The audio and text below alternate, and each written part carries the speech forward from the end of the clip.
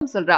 சிம்ஹஹ பிரசேனமவதி சிம்ஹோ ஜாம்பவதா ஹதஹ சுகுமாரக மாரோதீஹி தவ ஏஷ ஸ்யமந்தகஹ அப்படின்ற ஸ்லோகம். இந்த சமந்தகமணி உபாக்கியானத்தை முழுக்க படிக்க முடியலனாலும் இந்த ஸ்லோகத்தை 3 முறை சொன்னாலே அபவாதம் போகும் அப்படின்னு சொல்லப்படுறது. அதனால நம்ம இந்த ஸ்லோகத்தை 3 முறை சொல்லலாம். சிம்ஹஹ பிரசேனமவதி சிம்ஹோ ஜாம்பவதா ஹதஹ சுகுமாரக மாரோதீஹி தவ ஏஷ ஸ்யமந்தகஹ.